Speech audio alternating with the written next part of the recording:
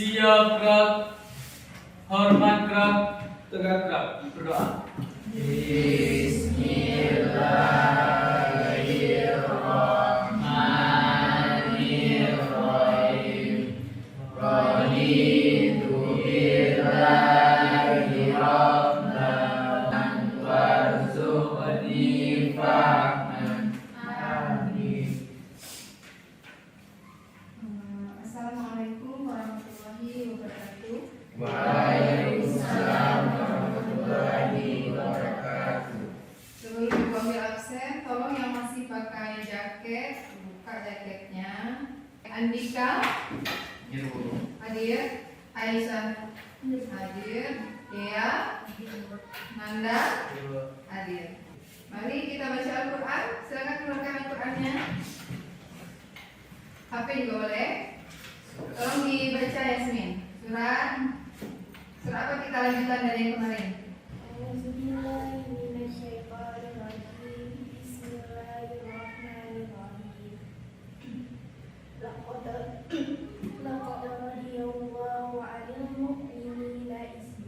Baik anak-anak semuanya, telah dibacakan Al-Quran. Mudah-mudahan pelajaran kita hari ini lancar dan bermanfaat untuk kita dalam kehidupan kita sehari-hari. Amin ya Rabbal alamin. Anak-anak semuanya, perhatikan. Hari ini kita masuk hukum dalam Islam. Sumber hukum dalam Islam bagian pertama apa ya? Al-Quran. Sumber hukum bagian kedua? Hadis. Ini bagian ketiga. Ketika hukum itu tidak ada dalam Al-Quran, tidak ada dalam hadis, ya maka kita lihat lewat ijtihad. Apa itu ijtihad? Pembelajaran kali ini kita akan melihat menganalisis kedudukan Al-Quran, hadis dan ijtihad sebagai sumber hukum. Sebuah hadis menyampaikan dari Amr bin As radhiyallahu anhu, dia mendengar Rasulullah bersabda, apabila seorang hakim menetapkan hukum melalui ijtihad dan itu benar, maka ia tidak. Kenapa? Karena ketika ada keraguan tentang suatu hukum langsung ditanyakan kepada Nabi Muhammad. Kalau itu dalam rentang waktu turunnya wahyu, bisa jadi dijawab oleh ayat yang turun. Berarti kalam Allah yang turun penetap hukumnya. Kalau tidak ada, Nabi niscaya ijtihad. Tujuan pembelajaran kita melalui model problem based learning, juga tanya jawab dan semacam praseminar. Kita diharapkan yang pertama menganalisis kedudukan ijtihad, mengevaluasi hikmah penerapan ijtihad sebagai hukum Islam, menyajikan ijtihad sebagai suatu sumber hukum dalam Islam. Manfaat pembelajaran kita adalah memudahkan peserta didik memahami tentang kedudukan ijtihad. Langkah pembelajaran kita, mari kita perhatikan. Yang pertama adalah orientasi masalah. Ibu sampaikan gambar, kita diorientasi masalah-masalah yang ada dalam pembahasan nanti. Kemudian siswa ibu kelompokkan jadi dua kelompok, kelompok satu laki-laki, kelompok dua perempuan. Di dalam berkelompok kalian berdiskusi, ibu berikan sumber belajar berupa jurnal, akses YouTube, sumber linknya sebagai sumber belajar, dan kalian berdiskusi di dalam kelompoknya. Setelah diskusi kita akan seminarkan hasil diskusi kita di bagian depan. Ada yang sebagai moderator satu orang, ada pembicara dua orang, ada notulen yang mencatat jalannya seminar. Itu pelaksana seminar. Yang lain di mana Bu? Yang lain berarti sebagai penanggap. Apakah sampai di sini paham teknisnya? Paham ya? Seperti biasa kita pretest dulu untuk materi ijtihad. Silakan dikerjakan pretest materi ijtihad.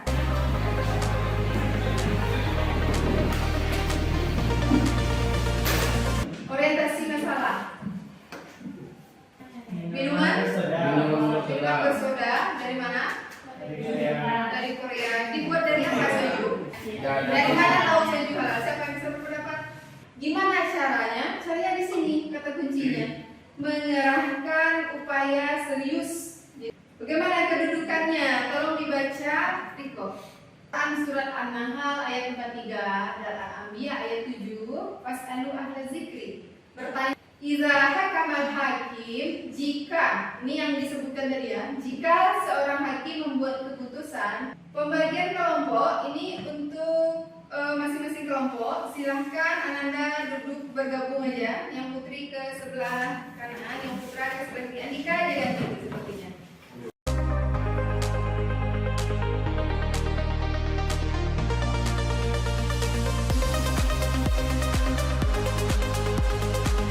Baik, ini LKPD untuk kelompok 1. Ini LKPD untuk kelompok 1 dan ini LKPD untuk kelompok 2. Ya. Kelompok 1 tolong dicatat. Kelompok 1 materinya Istihad tadi itu kan tadi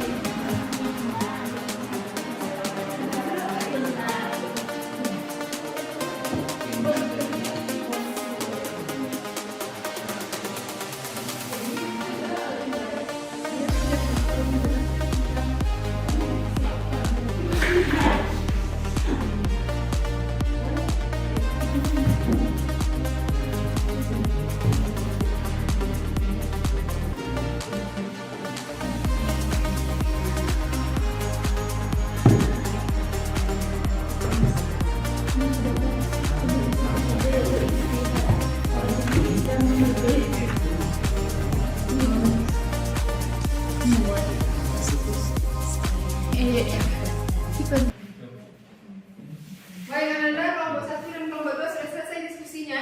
Sudah disiapkan bahan-bahannya. Kita akan lanjut pada bagian berikutnya, yaitu semacam seminar, yaitu seminar mini.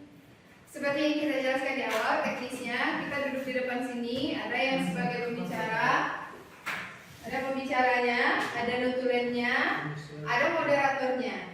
Silakan dibagi nanti posisinya siapa saja di bagian depan sini, dan kelompok satu lagi adalah penanggap. Ya, yang satu lagi akan menanggapi. Baik, silakan.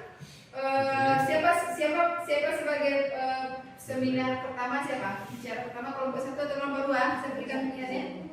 Kelompok 1 dulu. Kelompok 1 dulu. Baik, kelompok 1 kita akan di bagian depan sini.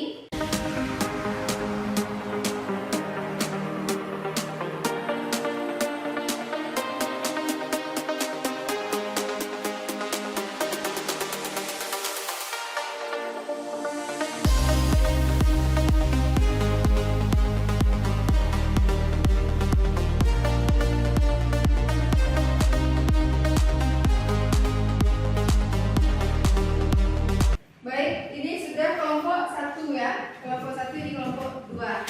Kelompok 2 sebagai penanggap, ketika kelompok 1 menseminarkan, ada notulennya.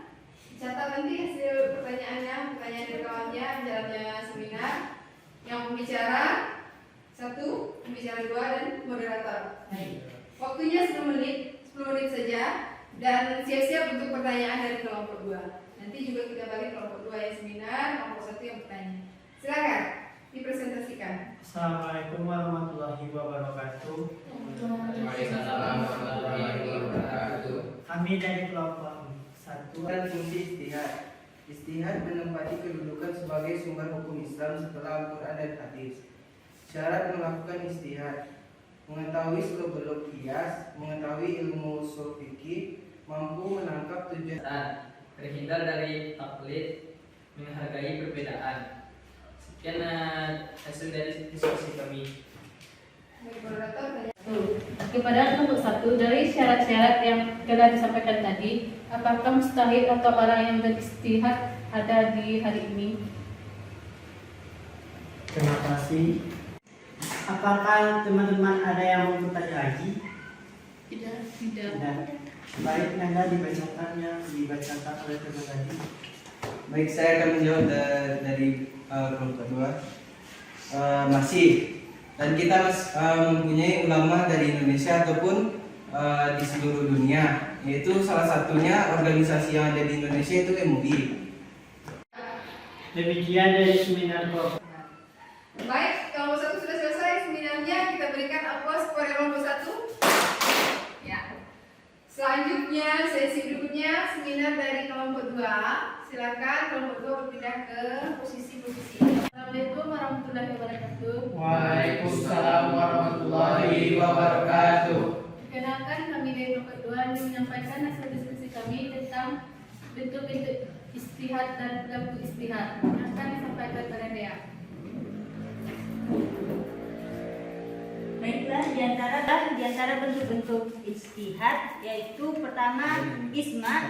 Isma adalah kesepakatan para pakar Islam tentang hukum suatu masalah yang belum disebutkan dalam Al-Quran dan hadis. Suatu masalah atas kejadian yang tidak ada hukumnya dengan masalah yang sudah ada hukumnya.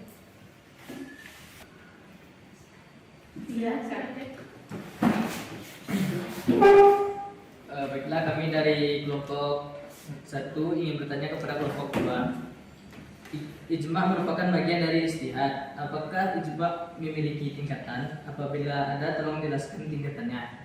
Sekian, terima kasih. Menjawab pertanyaan dari kelompok 1. Dari referensi bacaan yang kami temukan menurut jurnal, Qiyas memiliki tingkatan yaitu 1 ijma syar'i, yaitu ijma di mana setiap mujtahid menyatakan bahwa mereka menerima pendapat yang disepakati tersebut.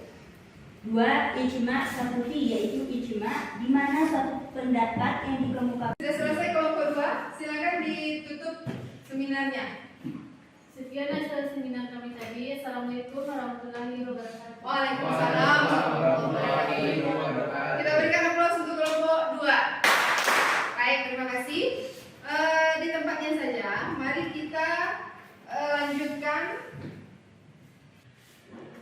Baik, berdasarkan diskusi kita tadi, dari seminar tadi, ada yang membahas tentang syarat seorang mujtahid, ada yang membahas tentang bentuk-bentuk istihad. Mari kita samakan persepsi dulu bahwa istihad itu bukan usaha mudah-mudah saja, tapi dia merupakan mencurahkan seluruh kemampuan secara maksimal untuk mengeluarkan hukum syar'i yang bisa diterapkan dalam kehidupan sehari-hari. Apa contoh dari istihad? Istihadnya bisa kita lihat dengan jadi menganalogikan hukum yang tidak ada kepada nas yang sudah ada dari Al-Quran dengan ilat hukum yang sama. Itu dia qiyas.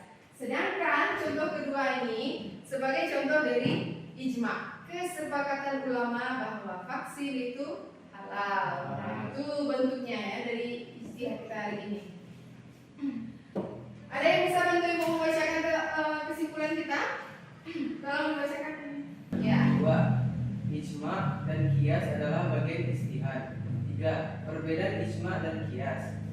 4. Hikmah terhindar dari. Saatnya kuis. Baik, pertanyaannya. Pertanyaannya siap untuk kuis?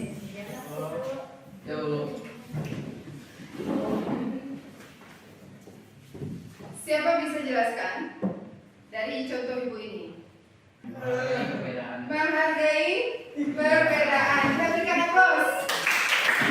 1 untuk Andika. Kita berikan aplaus untuk Aisyah. Ini hadiah untuk Aisyah. Tidak menyangkanya. Satu pertanyaan lagi.